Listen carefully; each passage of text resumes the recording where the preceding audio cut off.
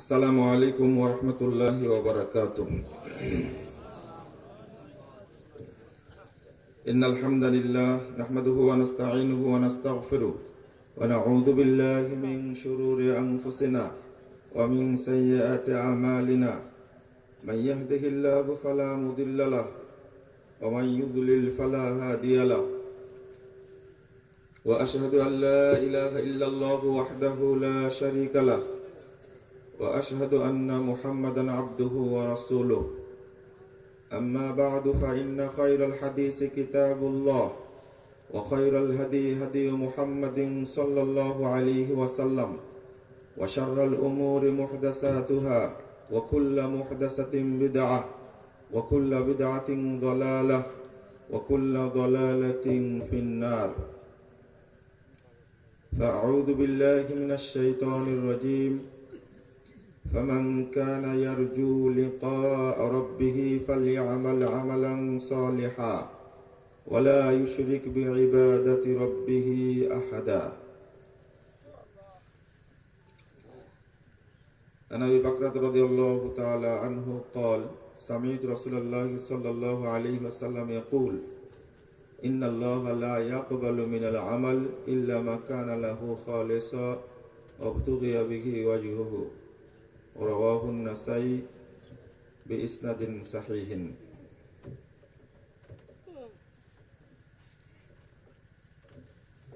দক্ষিণবঙ্গ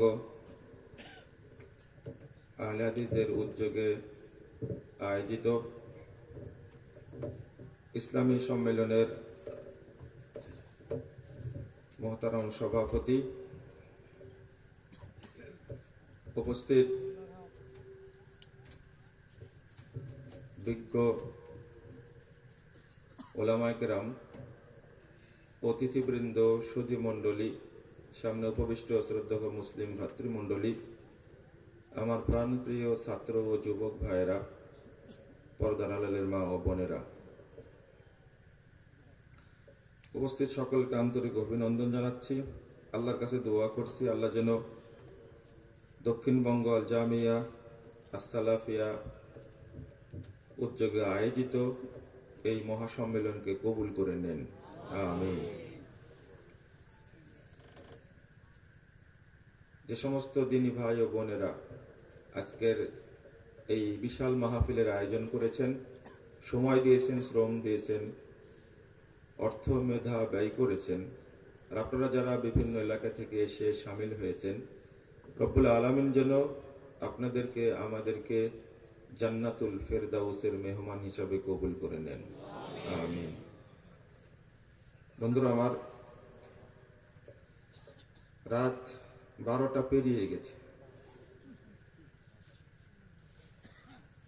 দুঃখের সাথে বলবো না আনন্দের সাথে বলবো, আপনাদের কৃতি সন্তান শেখ আবুল কালাম আজহারি হাফিজাহুল্লাহ তাআলা, তিনি আমাকে ঠিক 11টায় মঞ্চ ছেড়ে দিতে চেয়েছিলেন। 1 ঘন্টা পরে দেওয়ার জন্য তাকে আমি আন্তরিক ধন্যবাদ জানাচ্ছি। 12টা যখন বেরিয়ে গেছে, কারণ এখন হলো তাহাজ্জুদের সময় এগিয়ে আসছে। এখন দোয়া করব আল্লাহ তৃতীয় আসমানে, অর্থাৎ দুনিয়ার আসমানে, তৃতীয় প্রহরে দুনিয়ার আসমানে আসেন, আমাদের দোয়া হয়তো কবুল করবেন ইনশাআল্লাহ। তো আমি কি আর আলোচনা করব, আমার আগে যে সমস্ত বড় বড় রুই কাতলা গেছেন,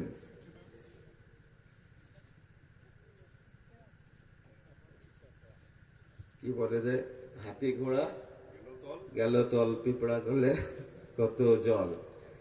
আমার অবস্থা দেখে আপনাদের এরকম মনে হচ্ছে শেষ বক্তা মানে সব কভার করে দিবে, এটা আসলে অসম্ভব।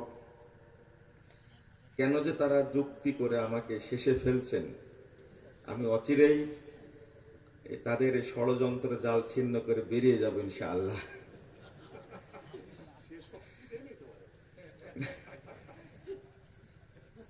এই রাত্রিতে আগেও আলোচনা করেছি আপনাদের এখানে, 2-4 জন পিছনে থাকতেন, সাহস পেতাম, আলোচনা করতাম।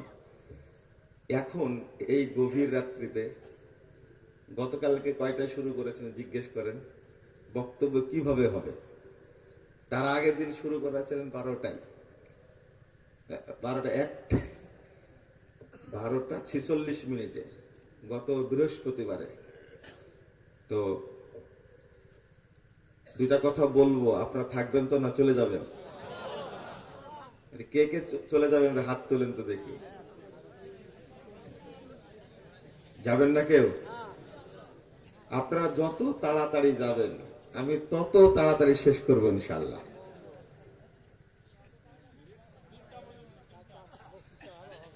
তবে আমি শুরুতে আনন্দ প্রকাশ করি, আলহামদুলিল্লাহ। 25 বিঘা জমির টার্গেট, না 25 একর, 25 একর বলতে আল্লাহু আকবার, ও 25 একর বলতে 50 বিঘা আপনাদের এলাকায়, তাই না? তো 50 বিঘা জমির টার্গেট এখানে। ইতিমধ্যে তালিকাটা আমি হারাই দিলাম মনে হয়, 13 বিঘা হয়ে গেছে, 14 বিঘা। আজকে আরো কিছু দান করেছেন আপনারা, তাই না? আলহামদুলিল্লাহ। এখানে শেখ উপস্থিত আছেন, আমি ওনাকে আর কি বলবো, বলার কিছু ভাষা নেই। তবে টার্গেট দিয়েছেন 50 বিঘা জমি হলে আমরা কার্যক্রম শুরু করব, হবে ইনশাআল্লাহ আশা করি। আল জামিয়া সালাফিয়া দক্ষিণবঙ্গ আপনার নামটা দিয়েছেন, তবে ওই সাইনবোর্ডে আরবি নামটা ভুল আছে, ওটা ঠিক করে দিবেন। সালাফিয়া খেয়াল করেননি আপনি তো, এই নামটা ঠিক করে দেবেন। আসার কথা আমার চোখে পড়েছে আর কি। হ্যাঁ, আল জামিয়া আস-সালাফিয়া। তো আপনারা যে উদ্যোগটা নিয়েছেন, আমি আল্লাহর কাছে দোয়া করি আল্লাহ যেন এই জামিয়া সালাফিয়াকে কবুল করে নেন, আমিন রাব্বুল আলামিন। এবং অনেক দিনের আশা, টার্গেট, যে একটা প্রতিষ্ঠান হওয়ার দরকার। বাগেরহাট, খুলনা, যশোর, সাতক্ষীরা, বরিশাল, এখানে বড় কোনো প্রতিষ্ঠান নেই। আপনার প্রতিষ্ঠানে আমি ছাত্র ভর্তি করব কেন? ভর্তি করার মতো আপনারা কি প্রস্তুতি নিয়েছেন? একটা বউ বিয়ে করতে গেলে, একটা ছেলেকে বিয়ে করাতে গেলে অনেকগুলো জিনিস দেখে না? সাধারণ একজন ছেলে একজন মেয়েকে বিয়ে করবে, একজন মেয়ে একজন ছেলেকে বিয়ে করবে, তার গুণাগুণ কত দেখা হয়। আর আপনার প্রতিষ্ঠানে এতগুলো ছেলে পড়বে, বছরের পর বছর থাকবে, এর গুণাগুণ দেখা লাগবে না? অভিভাবকরা দেখবে না? দেখবে তো, তাই না? ওই গুণ সম্পন্ন প্রতিষ্ঠান আপনি তৈরি করলে ইনশাআল্লাহ মধু থাকলে মৌমাছি আসতে বাধ্য। আমি জানি না কোন লোকের দোয়া কবুল হয়েছে। এখানে 14 বিঘা জমি হয়ে গেছে, টার্গেট 50 বিঘা। কারো দোয়া হয়তো কবুল হয়েছে। মনে করি এই এলাকায় যত বড় বড় আলেম আসেন, আজকেই ডক্টর আব্দুল্লাহ ফারুক সালাফি রাহিমাহুল্লাহ, হাফিজাহুল্লাহ তাআলা, ডক্টর আব্দুল্লাহ ফারুক সালাফি সাহেব হতে পারে ব্যক্তি আপনার কাছে ছোটখাটো, কিন্তু তিনি আল্লামা আব্দুল্লাহ আল কাফি আল কুরাইশির উত্তরসূরি, এটাও ঠিক। কারণ হলো তিনি অনেক বড় মাপের মানুষ। আজকে এই প্রোগ্রামে এসেছেন, তাই না? আলহামদুলিল্লাহ। ডক্টর আহমদুল্লাহ 30 সালে অনেক বড় মাপের আলেম, তিনি এখানে আমার সাইডে উপস্থিত। এখানে প্রফেসর ডক্টর মুসলিম উদ্দিন। আমি এলমের তলা নিজে তো জানি না, কিন্তু তলা খুঁজতে গিয়েও পাই না। এত বড় বড় আলেম যখন এসেছেন, আরো আগেও এসেছেন, গতবারও এসেছিলেন, কিন্তু বলে গেছিলাম আর আসবো না। কিন্তু আমি বললে কি হবে, কিন্তু আপনাদের যে হৃদয়ের টান, হয়তো এসেছি আলহামদুলিল্লাহ।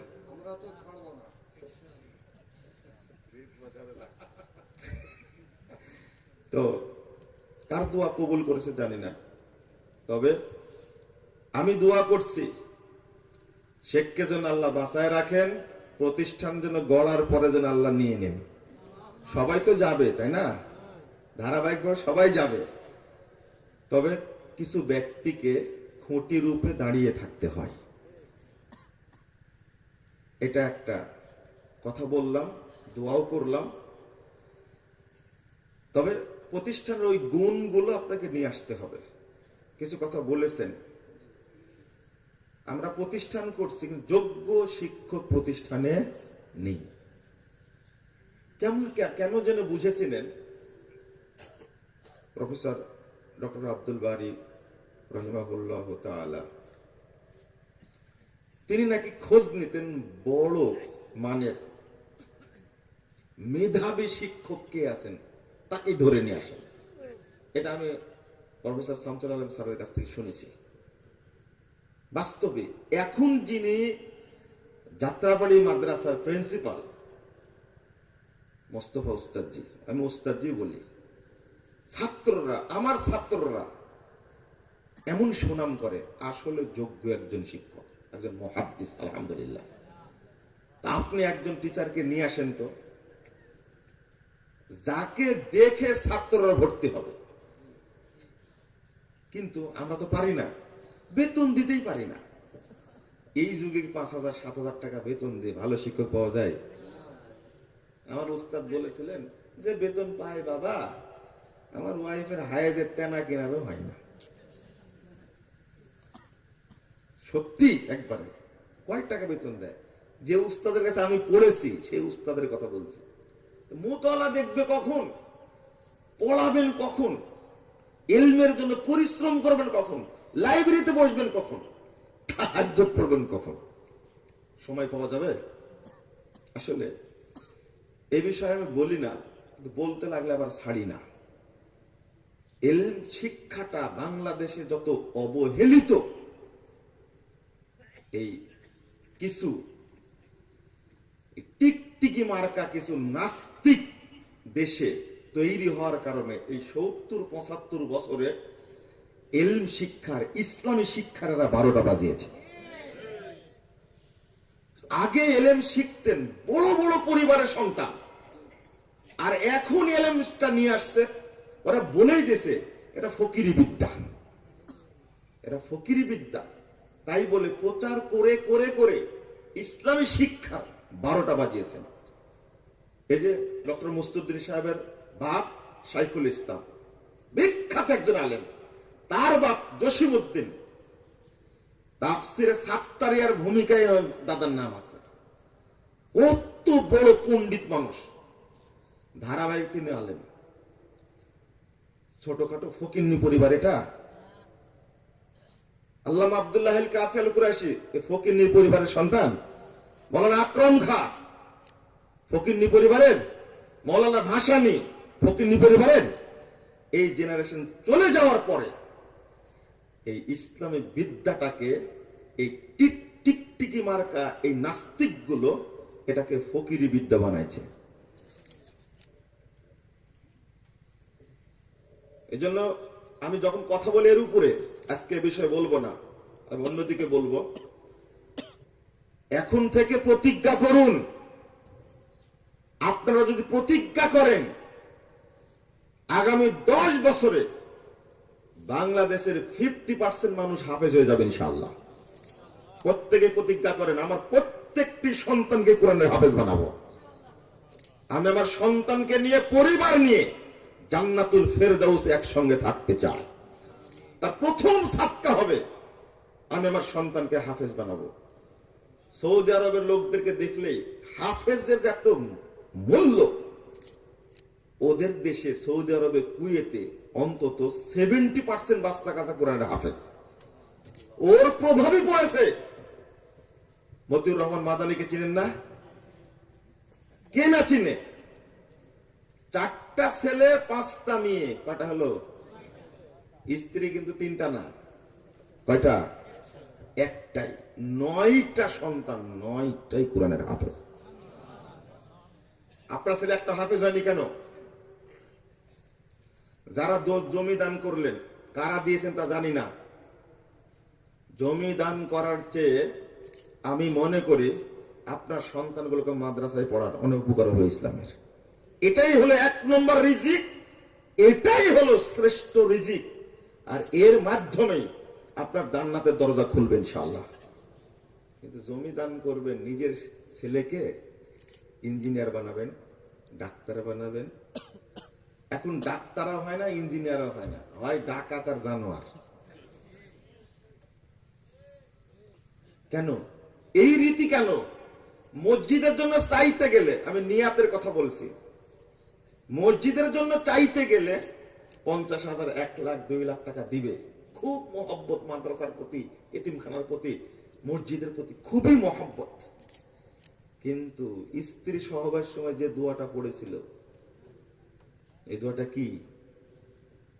শেষে কি বলে আমরা? ফিমা রাযাকতানা। এটাই হলো রিজিক। আমি রিজিক চাচ্ছি আল্লাহর কাছে, প্রথম যে রিজিকটা চাই সেটা কি? সন্তান। আপনার টাকা আগে না, আপনার সন্তানই আগে। ওইটাই আল্লাহর কাছে প্রথম চেয়েছেন। 5টা সন্তান আছে, একটাকে মাদ্রাসাতে পড়ায়নি, একটাকে নামাজি বানায়নি, কিন্তু ঠিকই মসজিদে লাখ লাখ টাকা দেয়।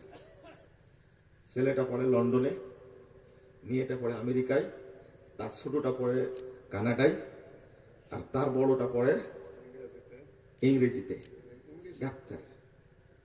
কেউ বাংলা ভাষা বলতে জানে না, সব ইংলিশ। কি মহব্বত মাদ্রাসার প্রতি, দেখছেন? এক পরিবারকে বললাম, মন খারাপ হচ্ছে, মেয়ের বিয়ে দিবে। আমার মেয়েটা খুব দিনদার। ভালো কথা, দিনদের মেয়েকে বিয়ে দিবেন তো ভালো। একটা মাদানি ছেলের সন্তান দিলাম। কার? মাদানি ছেলের সন্তান দিলাম। ছেলেটা দেখতেও ভালো, লেখাপড়াও ভালো, পরিবারে ভালো। কিন্তু ওই যে মাথায় ভূত ঢুকে আছে, যারা ফকিরি বিদ্যা শিখেছে, তাদের কাছে মেয়ে বিয়ে দিব? দিবে না। বিয়ে দিলে কোথায়? পরে শুনলাম বিয়ে দিল আমেরিকা প্রবাসী। ভালো, আমেরিকা প্রবাসী উচ্চ শিক্ষিত ছেলের সাথে বিয়ে দিল। 6 মাস পরে শুনতে যে বউ নাই, আবার কি বেটাও নাই। মানে কি জামাই বেটির কি হয়ে গেছে? কেন? জামাইটা এতই মদ খাওয়া খায়, চরিত্রহীন, নষ্ট, অনেক মেয়ের সাথে সম্পর্ক। আরে কি সুন্দর জামাই খুঁজে বের করেছে, 6 মাসের মধ্যে গাছে ফল ধরেছে। 6 মাসের মধ্যে কি গাছে লাগাইছে, যেমন ফল তেমন হয়েছে। অথচ মাদানি ছেলের সন্ধান দিলাম, খুব দিনদার, বাপও পরেশগার, মাও পরেশগার, মেয়েও নাকি পরেশগার।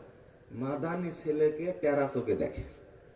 মদিনা বিশ্ববিদ্যালয়ে পড়ছে ছেলে, তার ব্যাপারে আমার এই অনুভূতি।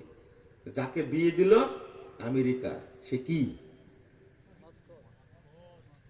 নিজেই বলছে খুব দুষ্টু ছেলে। ভাই আগে বুঝতে পারেননি, আগেও বুঝতেন আপনি। আমেরিকার কসকসে ডলার, এটা আপনাকে অন্ধ বানায় রাখছিল। বিদেশে চলে যাবে বিয়েটা করে, কিসের বিদেশে যাওয়া, সব শেষ করে দিয়েছে। এটা হলো মাদ্রাসা শিক্ষার প্রতি আমাদের অনীহা, অবহেলা, মানে তাচ্ছিল্য। এটা না, এটা করতে যাবেন না। দয়া করে নিজে দিন শিক্ষার গুরুত্বটা বুঝুন, সন্তানকে বুঝান। আর অনেক কথা আছে, সেটা বলবো না। আমি যে আয়াত পড়েছি, সে আয়াতের আলোকে আমি 2টা কথা বলে বিদায় নেব ইনশাআল্লাহ।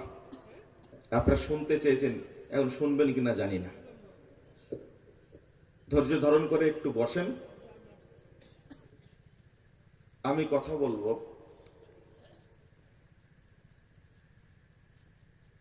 ইখলাস নিয়ে। কি? ইখলাসের গুরুত্ব নিয়ে। আলোচনা করবো ইনশাল্লাহ, কারণ আগের আলেমগণ বড় বড় বিষয়ে আলোচনা করেছেন, আমি একটা ছোট্ট বিষয়ে আলোচনা করব।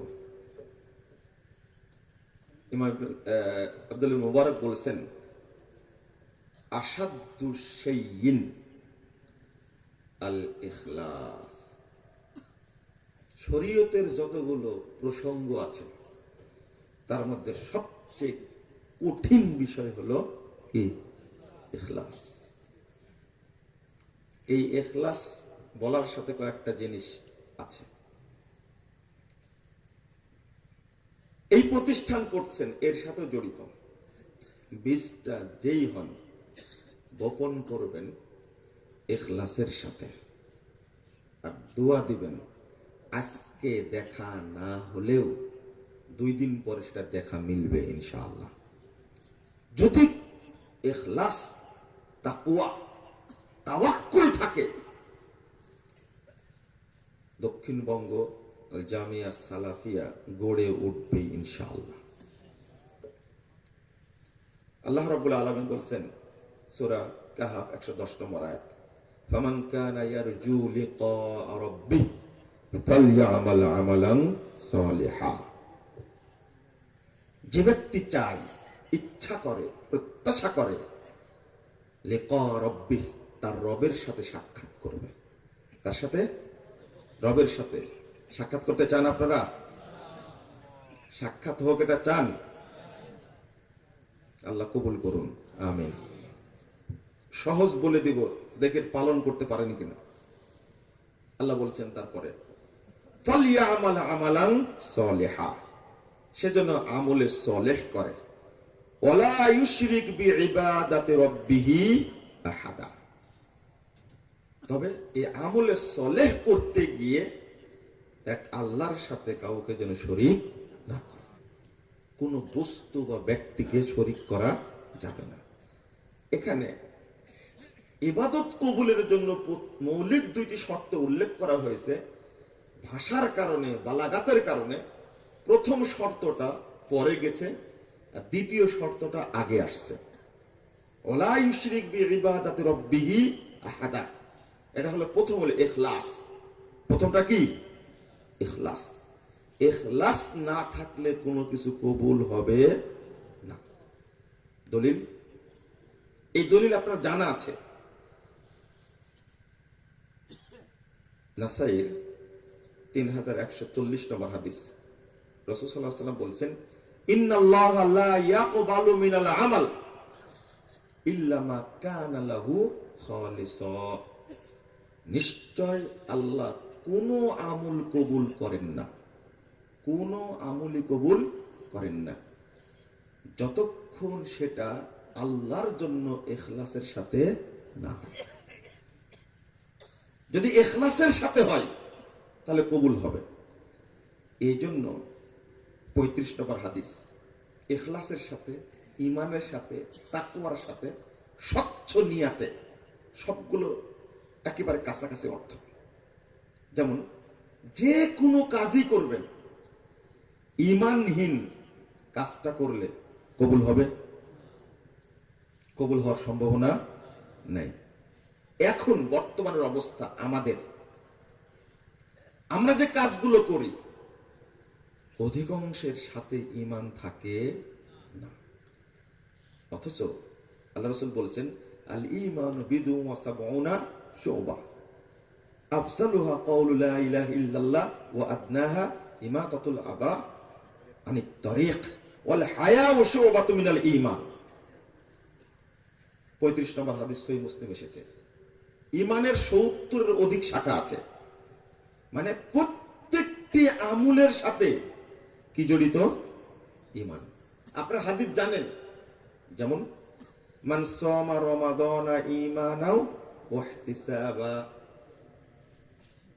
মান কামা রমাদানা ঈমানাও ওয়া ইহতিসাবা, মান কামা লাইলাতুল কদর ঈমানাও ওয়া ইহতিসাবা। ঈমান বিহীন কোন ইবাদত করলে কবুল হওয়ার সম্ভাবনা আছে? ঠিক বুঝেন, ইখলাস বিহীন কোন ইবাদত করলে কবুল হবে না। আবার এখানে একটা জিনিস বলবো, সেটা হলো আল্লাহ রাসূলকে একজন সাহাবী জিজ্ঞেস করলেন, আউসিনি রাসূলুল্লাহ, বললেন আমাকে ওসিয়ত করুন। রাসূল সাল্লাল্লাহু আলাইহি ওয়াসাল্লাম বলছেন, উসিকা বিতাকওয়াল্লাহ, তোমাকে আমি তাকওয়ার ওসিয়ত করছি। তারপরে যেটা বললেন, ফাইন্নাহু রাসু কুল্লি আমরিন, কারণ তাকওয়া হলো সমস্ত কাজের মুকুট। এখানে যে বিষয়টা জড়িত, প্রথমে বলবো লিকাটা কি, লিকা রব্বি, লিকাটা কি? লিকাটা আমরা বুঝিনি। এক নম্বর দুনিয়াবি লেখা, যেটা আপনি সালাত পড়ছেন, সিয়াম পালন করছেন, হজ করছেন, যাকাত দিচ্ছেন, প্রত্যেকটি আমল আপনি করছেন ইহসানের সাথে, যেন আপনি আল্লাহকে দেখছেন। ইহসান আনতা আবুদাল্লাহ কাআন্নাকা তারাহু, আপনি ইবাদত করছেন যেন আল্লাহকে দেখছেন। ইহসানের প্রথম স্তর। দ্বিতীয় স্তর হলো, যদি দেখতে না পান তো মনে করবেন আল্লাহ আপনাকে দেখছেন। এখানে একটা প্রসঙ্গ আছে। দ্বিতীয় লেখাটা হলো কিয়ামতের মাঠে লেখা, জান্নাতে লেখা। রাসূলুল্লাহ সাল্লাল্লাহু আলাইহি ওয়াসাল্লাম একদিন বলছেন, সহিহ মুসলিমের 181 নম্বর হাদিস, রাসূল বলছেন, ইদা দাখালা আহলুল জান্নাহ আল জান্নাহ, জান্নাতীরা যখন জান্নাতে প্রবেশ করবে তখন আল্লাহ জিজ্ঞেস করেন, ক্বালা তাবারাকা তাআলা তুরিদুনা শাইয়ান আযীদুকুম, তোমরা কি আরো কিছু চাচ্ছ? চাইলে আমি বাড়িয়ে দিব। আল্লাহ বলবেন জান্নাতীদেরকে, না আপনাদেরকে বলবেন? হ্যাঁ, আমাদেরকে বলবেন ইনশাআল্লাহ। ও বুঝেন না এখনো, তাই না? জান্নাতীরা বলবেন না আপনারা বলবেন? বলেন ইনশাআল্লাহ আমরাই বলবো। তখন আপনারাই বলবেন, আল্লাহ যেন কবুল করেন, আমিন। আলাম তুবাইয়িজ বুজুহানা, আল্লাহ আপনি কি আমাদের সম্মানিত করেননি? আলাম তুদখিলনাল জান্নাহ, আপনি কি আমাদেরকে জান্নাতে প্রবেশ করেননি? ওয়া তুনাজ্জিনা মিনান নার, আপনি কি আমাদেরকে জাহান্নাম থেকে মুক্ত করেননি? জাহান্নাম থেকে কি মুক্ত করাননি? আল্লাহ কি বলবেন।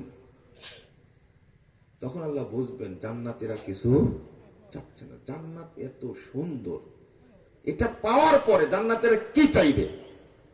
আল্লাহ রাসূল বলছেন, ফায়াকশিফুল হিজাব, আল্লাহ তখন তার মাঝে, বান্দাদের মাঝে যে পর্দা, এই পর্দাটা আল্লাহ খুলে দিবেন। খুলে যখন দিবেন, আল্লাহ রাসূল বলছেন, ফামা উতু শাইয়ান আহাব্বা ইলাইহিম মিনান নাদারে ইলা রাব্বিহিম আযজা ওয়া জাল, জান্নাতে তাদেরকে যত কিছু দেওয়া হবে, যত কিছু দেওয়া হবে, তার মধ্যে শ্রেষ্ঠ নিয়ামত হলো আল্লাহকে দেখা, আল্লাহর দিদার। এটাই হলো লিকা রব্বি, আল্লাহর প্রকৃত সূরত জান্নাতীরা সেই দিন দেখতে পাবে। আল্লাহ রাব্বুল আলামিন বলছেন ৭৪ নম্বর আয়াত সূরা তাওবা, ওয়া রিদওয়ানুম মিনাল্লাহি আকবার, অর্থাৎ এই আল্লাহর সাথে দিদার হলো জান্নাতীদের জন্য সর্বশ্রেষ্ঠ নিয়ামত। কে কে দেখতে চান? পান চান? আল্লাহ তুমি আমাদের হাতগুলো কবুল করে নাও, আমাদেরকে কবুল করে নাও, আমিন ইয়া রাব্বাল আলামিন। ছোট্ট একটা আমল শিখাই দেব। আল্লাহ রাসূল বলছেন, 556 নম্বর হাদিস সহিহ বুখারীর মধ্যে এসেছে, তোমরা কি আল্লাহকে দেখতে চাও? মেঘ মুক্ত আকাশে পূর্ণিমার চাঁদ দেখতে যেমন অসুবিধা হয় না, সেইভাবে কি আল্লাহকে দেখতে চাও? যে দেখতে চাও, হাফিজুল আসরাইন, তোমরা 2 আসরকে হেফাজত করবে, ফজর এবং আসর সালাত আউয়াল ওয়াক্তে পড়বে, আল্লাহর সাথে সাক্ষাতের ব্যবস্থা করে দিবেন। আজকে কে কে পড়েছে আউয়াল ওয়াক্তে? কয়টাই পড়েছেন? জামাতে পড়েছেন কে কে? আসর এবং ফজর হাত তুলেন, থামেন, আগে হাত তুলেন, আমার কথা বুঝে হাত তুলেন, পালায়েন না। আসর এবং ফজর, আজকে আসর ফজর উভয় সালাত জামাতে পড়েছেন, কে কে হাত তোলেন? মাশাআল্লাহ মাশাআল্লাহ, বলেন আলহামদুলিল্লাহ। দুইটাই পড়েছেন। যদি শুধু বলে আসর কতজন, তাহলে বেশি হাত উঠবে। ফজর কতজন, আরো বেশি হাত উঠবে, তাই না? যেহেতু দুইটা ওয়াক্ত শর্ত করেছিলাম আমি, এই জন্য হাত কম উঠেছে, এটা স্বাভাবিক হতেই পারে। আপনি ধারাবাহিক ভাবে মৃত্যু পর্যন্ত আসর ফজর একটা এমন আমল বলে দিয়েছেন রাসূল সাল্লাল্লাহু আলাইহি সাল্লাম, উম্মতের জন্য সহজ করে দিয়েছেন। আল্লাহর সাথে সাক্ষাৎ করতে চাইলে আসর আর ফজরটা তোমরা আউয়াল ওয়াক্তে পড়বে, কিন্তু গুষ্টি মেরে দিয়েছে।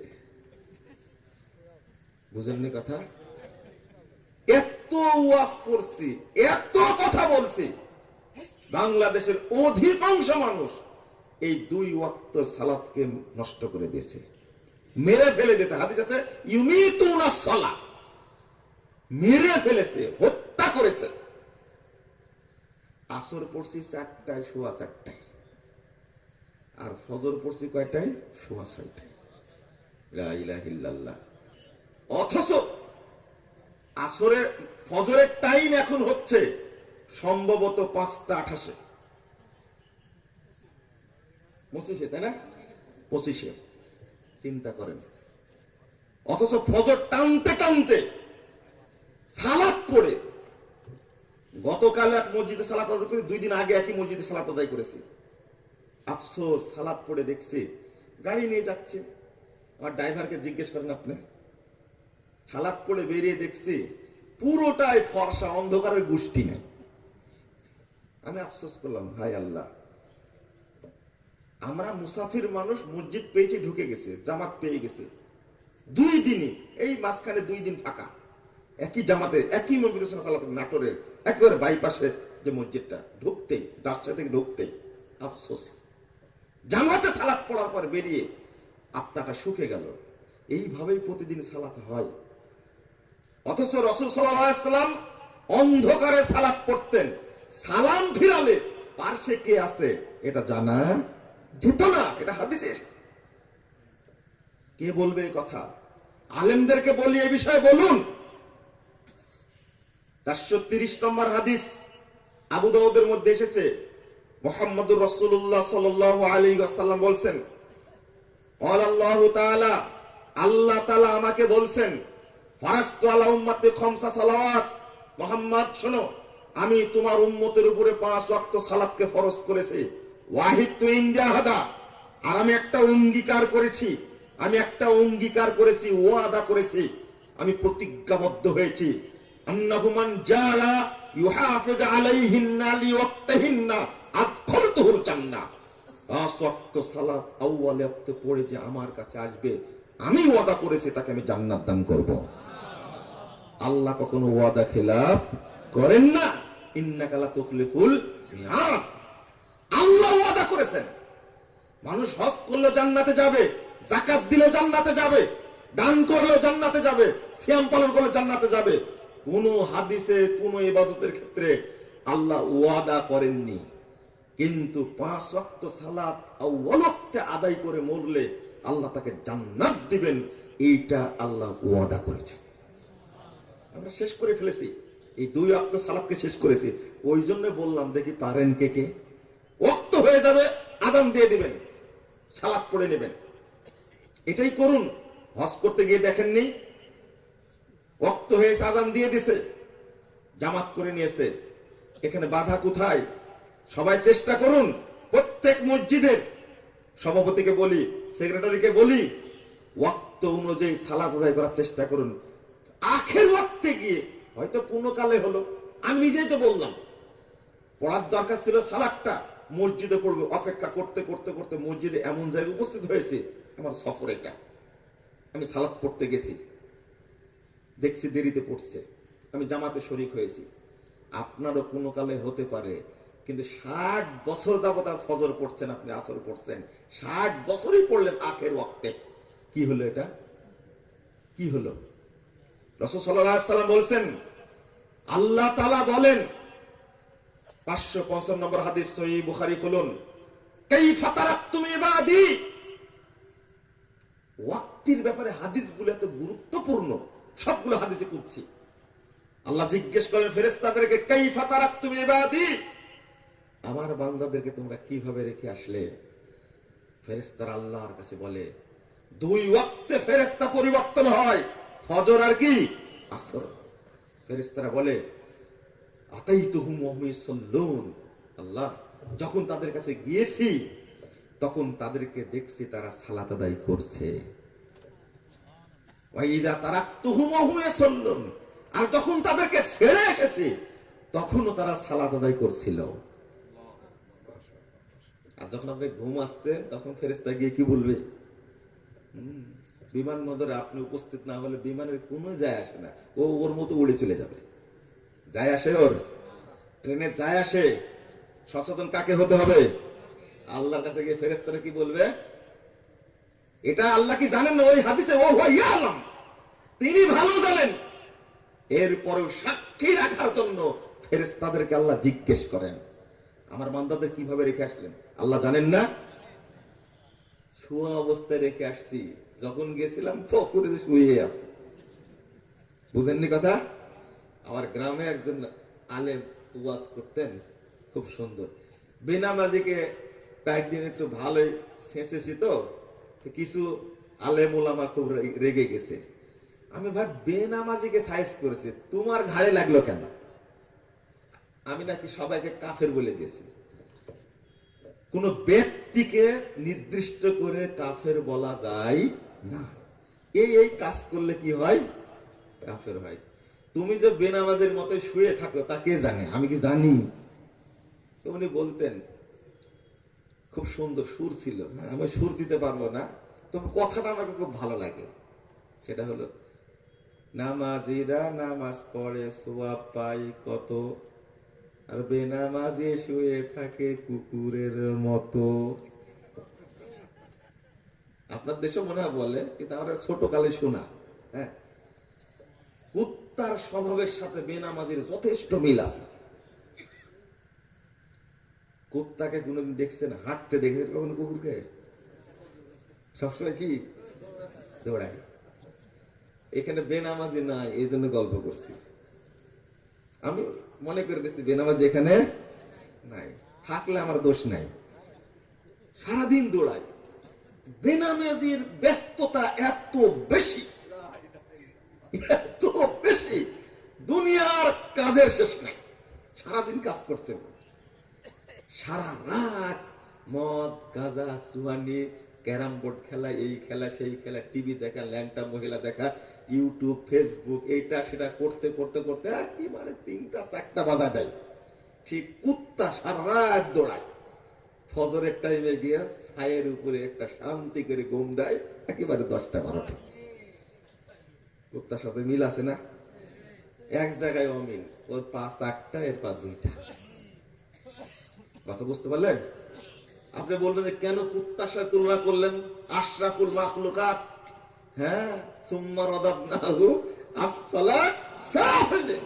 তোমাকে ঠিকই আশরাফুল মাখলুকাত করেছিল, তোমার দোষেই তুমি কুত্তার সাথে খারাপ হয়ে গেছো। আমি তো তুলনা করলাম কুত্তার সাথে।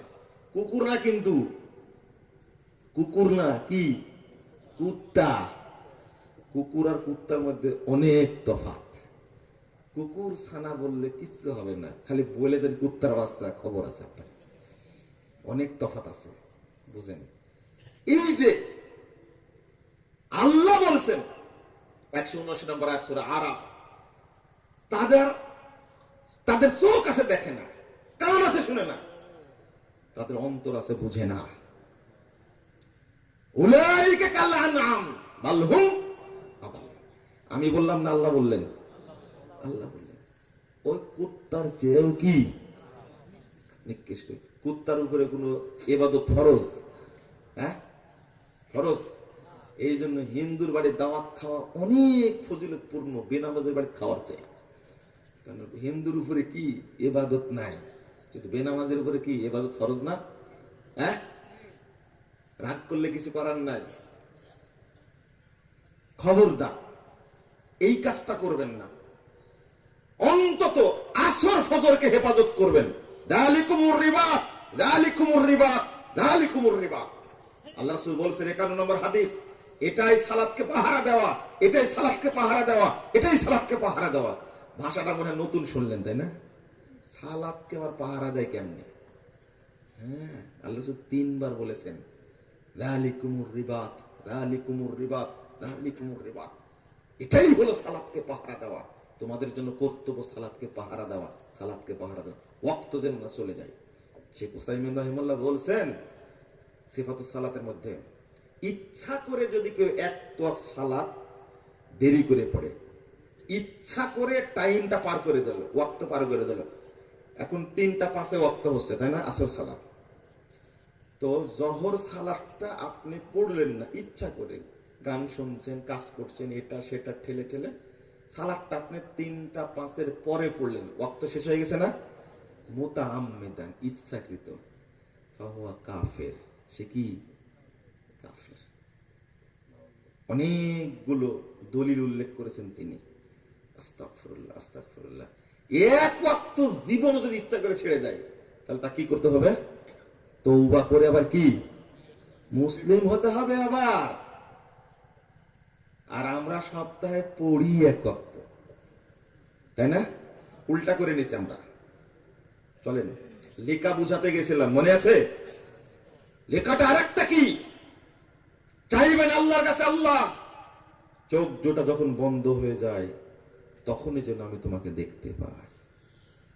দোয়া করবেন তো প্রতিদিন, আল্লাহ যখন চোখ বন্ধ হয়ে যাবে তখনই যেন তোমাকে দেখতে পাই। কি যে আনন্দ তখন লাগবে। মানে দিনের উপর অটল থাকার উপায় একটা বক্তব্য আছে, মনোযোগ দিয়ে নিরিবিলি শোনার চেষ্টা করবেন, মানুষ কিভাবে জান্নাতি হয়। তো দোয়া করবেন। আল্লাহ রাসূল বলতেন, আল্লাহুম্মা গফিরলি ওয়ারহামনি ওয়ালহিকনি বিররাফিকিল আলা। কি সুন্দর দোয়া! আমার মনে হয় এর চেয়ে সুন্দর দোয়া আর নেই। এটা আমার ব্যক্তিগত মনে হয়। আল্লাহ তুমি আমাকে ক্ষমা করো, আল্লাহ তুমি আমার উপর রহম করো, আর শ্রেষ্ঠ বন্ধু যিনি তার সাথে আমাকে সাক্ষাৎ করাই দাও। এত সুন্দর দোয়া। ক্ষমাও চাইলাম, রহমতে চাইলাম, আর যদি মারা যায় তাহলে যেন আল্লাহর সাথে সাক্ষাৎ হয়। আল্লাহ রাসূল বলতেন এটা। শেষে বলতেন আল্লাহুম্মা আর রফিকাল আলা, আল্লাহুম্মা আর রফিকাল আলা। আমি আমার উস্তাদ শেখ আব্দুস সামাদ সালাফি বিরুদ্ধে খুবই বৃদ্ধ হয়ে গেছেন, প্রায় 83-84 বছর বয়স। তার ওয়াইফ কয়েকদিন আগে মারা গেলেন। আমার মনে হয় তার কাছে এই বৃদ্ধ বয়সে 5-7 বছর যাবত তার কথা শুনছি। কথা বললেই এই কথাটা উঠায় নিয়ে আসে। আল্লাহ তার ওয়াইফকে জান্নাতুল ফেরদাউস দান করুক, আমিন। সাথে সাথে তাকেও এবং আমাদেরকেও যেন জান্নাতুল ফেরদাউস যেন কবুল করে নেন।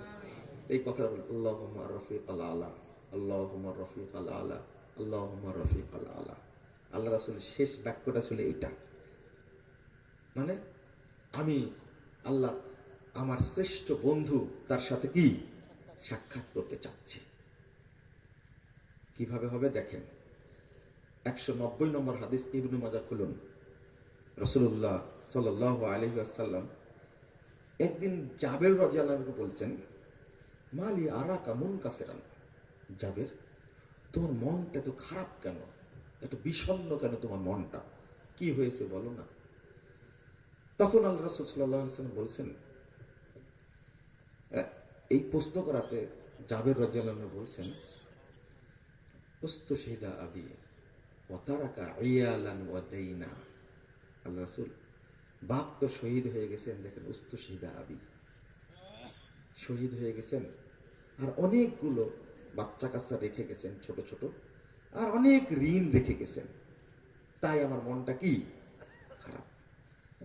জাবের রাদিয়াল্লাহু আনহুর সাথে আল্লাহ রাসূলের সম্পর্ক এত গভীর ছিল, এত গাঢ় ছিল, সব সাহাবীর সাথেই ছিল, কিন্তু জাবেরের সাথে সম্পর্ক ছিল ব্যতিক্রম একটা। এত সুন্দর সম্পর্ক, কোন জায়গায় হেসেছেন, কোন জায়গায় হাসিয়েছেন, কোন জায়গায় রসিকতা করেছেন, সব সময়। আর জাবের রাদিয়াল্লাহু আনহু তাই করেছেন। High high. তো বলছেন, আল্লাহ রাসূল বলছেন, আফলা উবাশশিরুকা, আমি কি তোমাকে জানাবো, সুসংবাদ দেব কি? তো বলছেন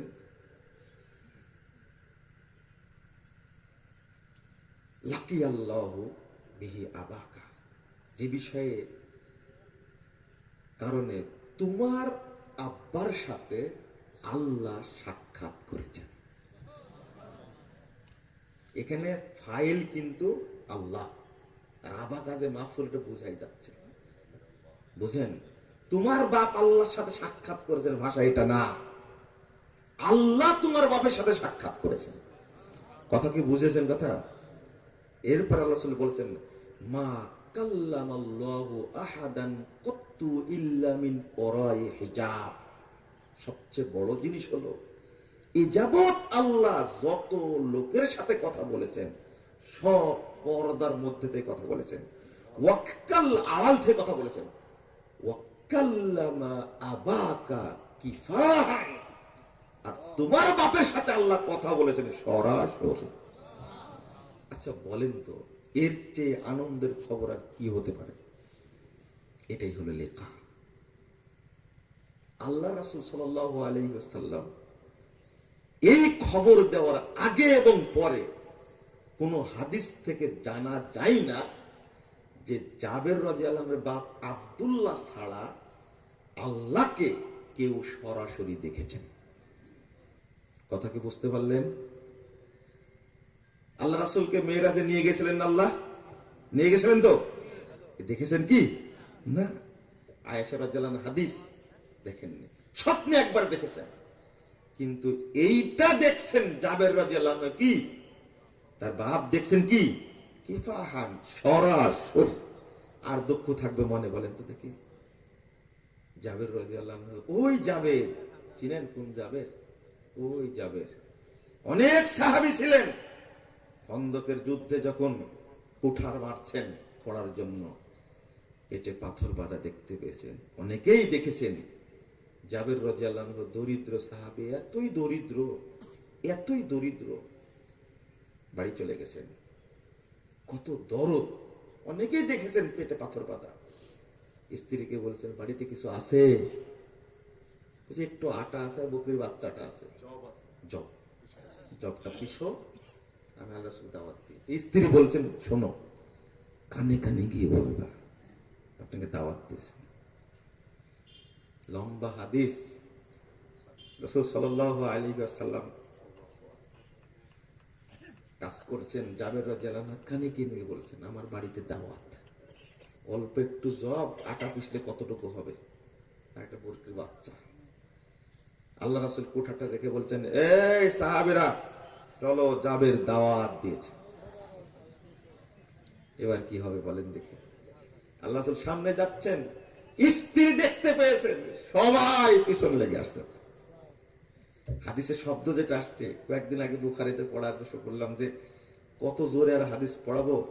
জাবের রাদিয়াল্লাহু আনহু সম্পর্কে কথা আসলে তার কথা জোরে আগানো যায় না, ফিসফিস করে। আমি তখন বলছেন আমি তোমাকে বললাম যে আস্তে করে বলবেন, রেগে কি লাভ, আস্তেই তো বলেছেন। ঘোষণা কে দিয়েছেন? রাসূল সাল্লাল্লাহু আলাইহি ওয়াসাল্লাম। আরে এতগুলো সাহাবী শুধু বললেন গোশত চুলার উপরে থাক আর রুটি ওখানে থাক, শুধু তুলতে থাকো আর দিতে থাকো। এতগুলো সাহাবী পেট পূর্তি করে খাওয়ার পরেও যতটুকু রান্না করছিলেন ততটুকুই আছে। বিয়ে নিয়েও ঠাট্টা করেছেন, যে ঠাট্টা করেছেন রসিকতা জাবের। দেখেন এখানে একটা শর্ত, বর্তমানে বিয়ে শাদী করলে নাকি ওই বড় বড় আলেমকে জানাতে হয়, বড় হুজুরকে জানাতে হয়। জাবের রাদিয়াল্লাহু আনহু এত সম্পর্ক, তিনি বিয়ে করেছেন আল্লাহ রাসূল জানেনই না।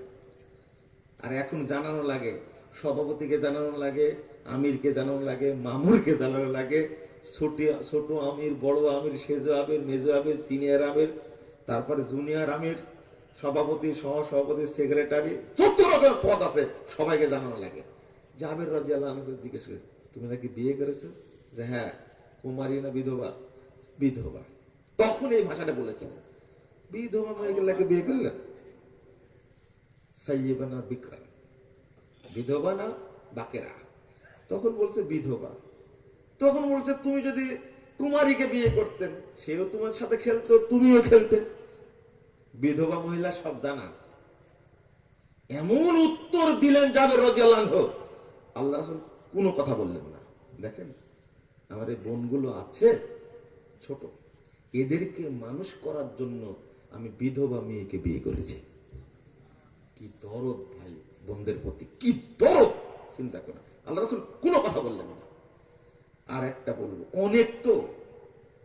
অনেক ঘটনা, এত ঋণ করে গেছেন, যারা ঋণ দিয়েছে এটা সেটা বলে আশ্চর্য। আল্লাহ রাসূল যারা পাওনাদার তাদেরকে ডাকলেন, সব বুখারীতে বর্ণনা আসছে।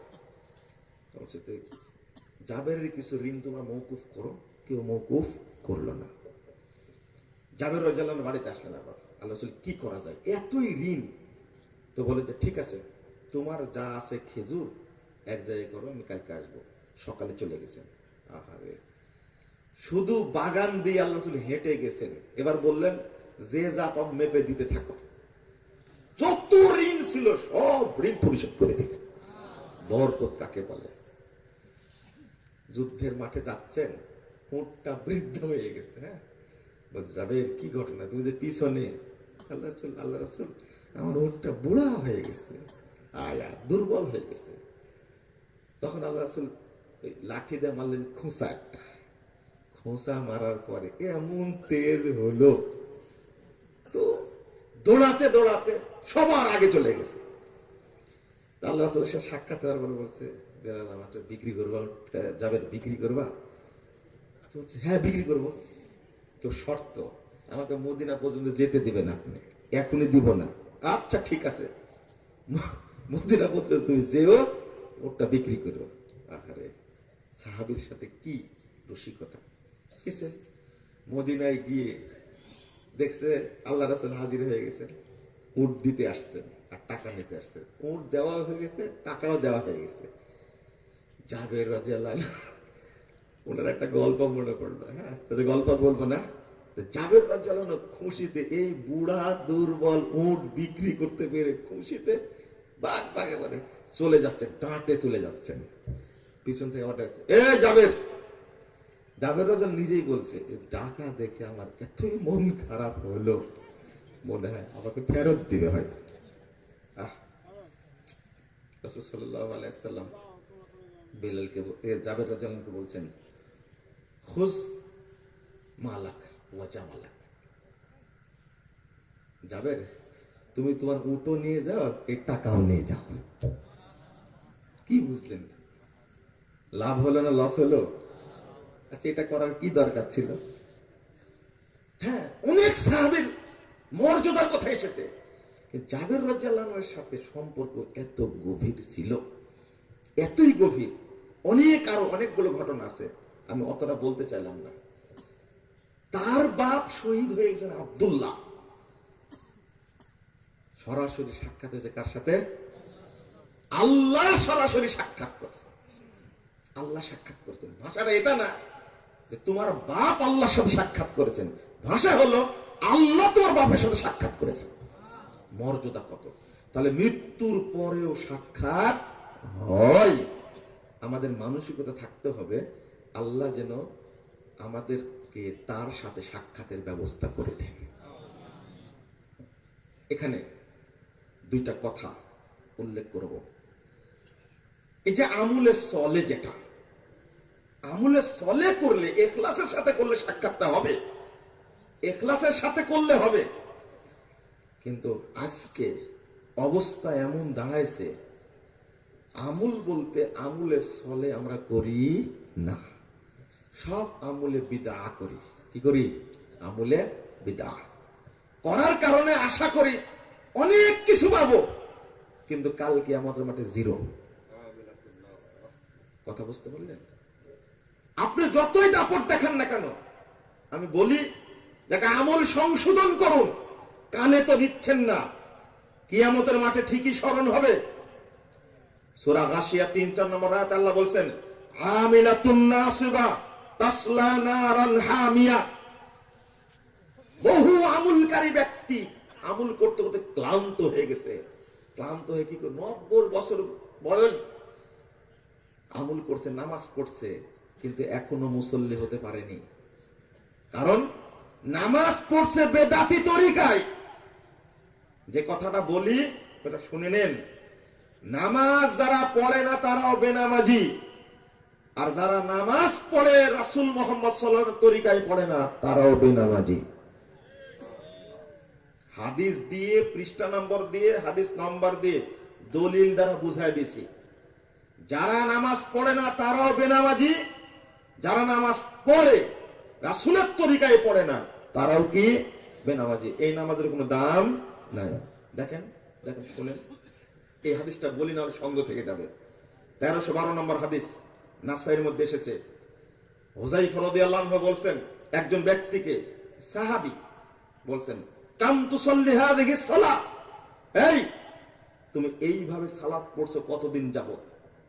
ওই লোকটা বলছে, মুনজু 40 আমা, আমি প্রায় তো 40 বছর যাবত এই সালাত পড়ছি। 40 বছর যাবত যদি সালাতে পড়ে, ওই বয়স অন্তত 50 বলেন। তখন হুযায়ফা রাদিয়াল্লাহু আনহু বলে দিলেন, নামাজ দেখে বলে দিলেন, মা সাল্লাইতা মুনজু 40 সানা, তুমি 40 বছর যাবত নামাজ পড়োনি। কয় বছর? মা সাল্লাইতা মুনজু 40 সানা, তুমি 40 বছর যাবত নামাজ পড়োনি। সরাসরি কথা।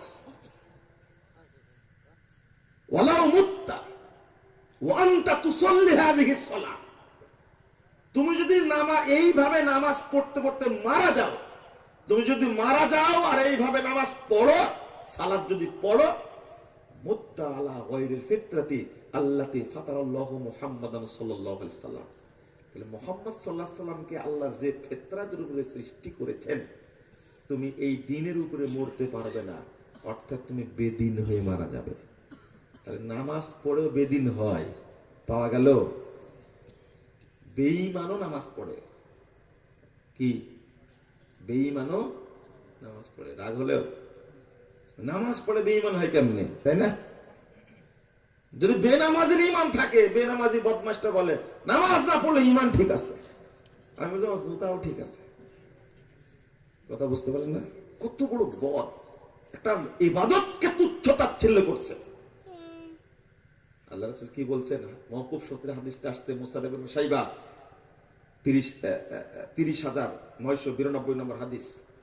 ইয়াতি আলান নাসে জামান, মানুষের কাছে একটা যুগ সময় চলে আসবে, ইয়াসতামিউন ওয়া ইউসাল্লুনা ফিল মাসাজিদ, লোকেরা দলে দলে মসজিদে হাজির হবে। ইয়াসতামিউন ওয়া ইউসাল্লুনা ফিল মাসাজিদ, সব মসজিদ মুসল্লিতে ভর্তি থাকবে। ওয়ালাইসা ফীহিম মুমিন, কিন্তু তাদের মধ্যে একজনও ঈমানদার থাকবে না। কোন যুগ বলেন তো? এই যুগ। সাহাবীরা এই হাদিস অনুবাদ করে বলছেন এই যুগটা আমাদের যুগ। তাহলে এই যুগে কোন ঈমানদার পাওয়া যাবে? ওষুধ খাওয়ার জন্য, ঝাড়া দেওয়ার জন্য, ইমামতি করার জন্য। এখন যারা নামাজ পড়ি তার মধ্যে কি নাই? ঈমান নাই। আপনি বলবেন ঈমান নাই, নামাজ পড়ে কি করে? হ্যাঁ, ওযু নাই ঠিকই, 30 বছর তাহাজ্জুদ পড়ে, ওযু ছাড়া তাহাজ্জুদ পড়ে, ওযু ছাড়া জানাজাও পড়ে। একজন লোককে বললেন, একসঙ্গে তো আসলাম, আপনি ওযু করলেন না, সরাসরি দাঁড়ায় গেলেন যে নামাজে। জানাজার নামে তো ওযু করা লাগে না, নিজেই ফতোয়া দিচ্ছেন। জানাজার নামাজের জন্য নাকি ওযু করা লাগে না। কি এলেম অর্জন করে চিন্তা করে। কারণ রুকু নাই, সেজদাও নাই, ওযু নাই। 30 বছর যাবত পড়ছে। আপনারা বলেন তো, জানাজা এক ওয়াক্ত হয়েছে? একটা নামাজও হয়েছে কি তা বলতে পারছেন না কেন? তাহলে ওযুবিহীন নামাজ হয় না, তাহলে ঈমানবিহীন নামাজ হয়? হ্যাঁ, ঈমানবিহীন নামাজ হয় না। অথচ আল্লাহ রাসূল বলছেন ওদের মধ্যে একজনে কি নাই? ঈমানদার নাই। এই যুগটা যদি এই যুগ বলেন আপনি, তাহলে আপনি সাবধান হন। একদিকে যারা নামাজ পড়ছে তার ঈমান নেই, আর একদিকে যারা নামাজ পড়ছে তাদের মধ্যে রাসূলের তরিকা নেই, তারাও বেনামাজি। এই জন্য যত জায়গায় নামাজ শিক্ষা দিলাম, কোন জায়গাতে একজন মুসল্লি পেলাম না, হয় ঘাড় তেড়া, না হলে মাজা তেড়া, না হলে হাঁটু তেড়া, না হলে সেজদা করতে জানে না, রুকু করতে জানে না, দুয়া জানে না। আপনি কি বুঝলেন? তাহলে আমলটা সংশোধন করবেন না? এইটা নিয়ে যাবেন যখন কিয়ামতের মাঠে বেদাতি নামাজ, তখনই তো আল্লাহ বলবেন। আল্লাহ কি করবেন? সূরা ফুরকান 23 নম্বর আয়াত, ওয়াকাদিমনা ইলা মা আমিলু মিন আমালিন ফাজআলনাহু হাবাআম মানসুরা। আমি তাদের আমলগুলো দেখতে যাব, সমস্ত আমলকে আমি নষ্ট করে দেব। নেন এবার।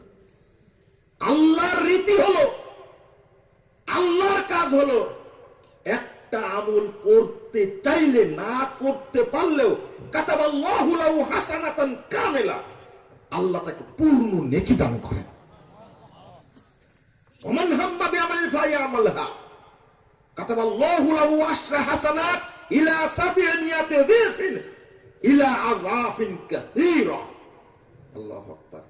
যদি আমল করতে চাই, করে ফেলে, আমি তাকে 10 নেকি দিই, 10 থেকে 700 বাড়াই, 700কে আমি দ্বিগুণ অসংখ্য গুণে গুণান্বিত করি। ইলা আযাফিন কাসীরা, 700কে আমি অসংখ্য গুণে গুণান্বিত করি। আর আপনার আমল কাল কিয়ামতে নষ্ট করবেন, মানে আল্লাহ আপনার উপরে কত সন্তুষ্ট, তাই না? বেদাতে আমল করলে আল্লাহ কি সন্তুষ্ট হবেন? প্রশ্ন আসে না। এক শ্রেণীর মানুষ আমল করছে, কিন্তু সব তেরা বিশ্বাসে বিশ্বাসী, কোরআন হাদিসের ব্যাখ্যা করছে সম্পূর্ণ উল্টা। ব্যাখ্যা করা দেখছেন কি আপনি? 56 নম্বর আয়াত সূরা আহজাব করলেন, আল্লাহ বলছেন ইন্নাল্লাহা ওয়া মালাইকাতুহু ইউসাল্লুনা আলান নবী, তাই না? অনুবাদ করেন তো। ইন্নাল্লাহা ওয়া মালাইকাতুহু ইউসাল্লুনা আলান নবী মানে কি? নিশ্চয়, হ্যাঁ হ্যাঁ, ইউসাল্লুনা আলান নবী। এই দেখেন, অনুবাদ পাওয়া গেছে। তাফসীরে জিলাপি। এই যে আমি কিন্তু বলিনি, ওই ছেলেটার অনুবাদ করেছে নিশ্চয় আল্লাহ এবং ফেরেশতা মণ্ডলী নবীর উপরে দরুদ পাঠ করে। আচ্ছা, আল্লাহ যদি দরুদ পাঠ করে, আল্লাহকে কি বলা লাগবে? আল্লাহুম্মা সাল্লি আলা মুহাম্মাদ, নাকি?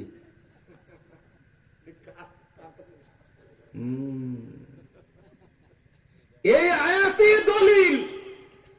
যারা মিলাদ পড়ে, আহলে হাদিসরা কত খারাপের খারাপ, যেখানে আল্লাহ নবীর উপরে দরুদ পড়ে সেখানে আহলে হাদিসরা বলে দরুদ বেদাত, দরুদ পড়া নাজায়েজ।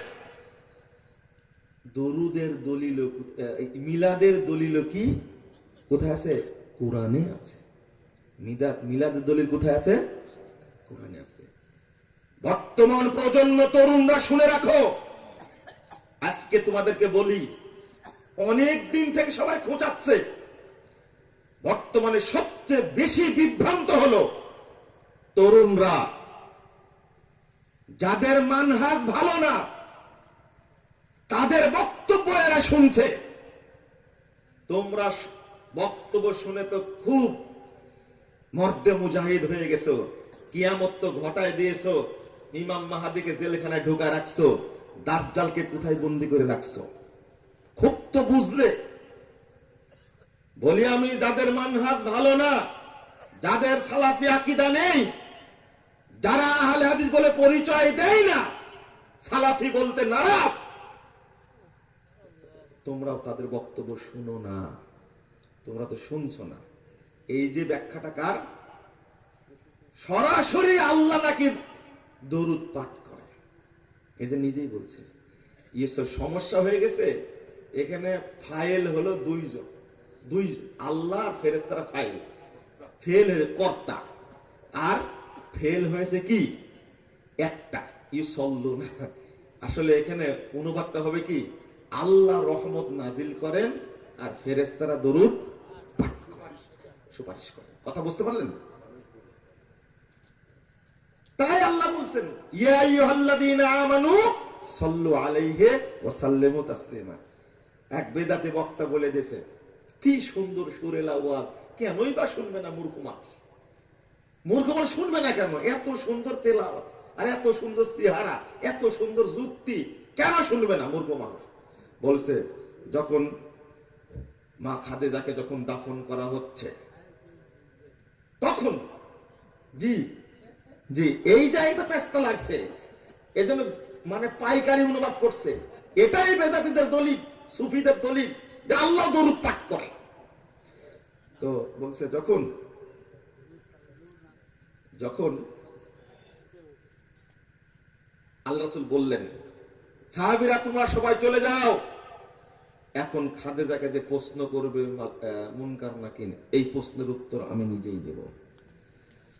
তখন আল্লাহ মুহাম্মদ সাল্লাল্লাহু আলাইহি ওয়াসাল্লামকে বললেন মুহাম্মদ তুমিও চলে যাও, খাদিজাকে প্রশ্ন যেটা করা হবে তার উত্তর আমি আল্লাহ নিজেই দেব।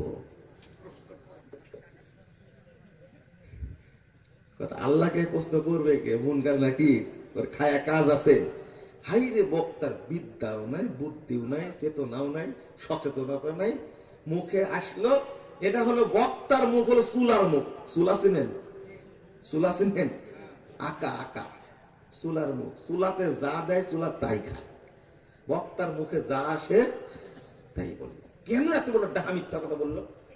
যদি বলার আগে মার রব্বুকা উত্তর যদি না আল্লাহ, তাহলে আল্লাহ কয়টা হয়ে গেল?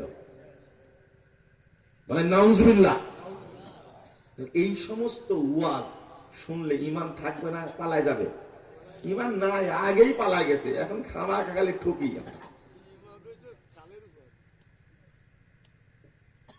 এইরকম যে বিশ্বাস থাকে, এক উদাহরণ দৃষ্টি শুনেন আপনি। এই ব্যাখ্যা দিয়ে সুফিরা দরুদের নামে, মিলাদের নামে দেশটাকে শেষ করে ফেলেছে। দুই, একই সূরার 40 নম্বর আয়াত, মা কানা মুহাম্মাদুন আবা আহাদিম মির রিজালিকুম ওয়ালাকির রাসূলুল্লাহি ওয়া খাতামান নাবিয়্যিন। তাই না? এই দলিল হলো খতাম মানে আংটি, খতামুন মানে কি? আংটি। আসলে আংটি, জিজ্ঞেস করেন। খতাম মানে আংটি। তো নবীদের মধ্যে আংটিওয়ালা আর আল্লাহ রাসূলের হাতে আংটি দিতেন, তো ঠিকই তো আছে।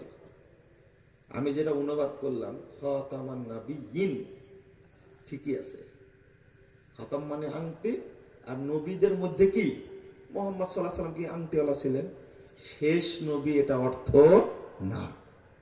কুরআন এমন বুঝেছে, নবীকে শেষ নবীর পথ থেকে খারিজ করে দিয়েছে বুঝতে গিয়ে।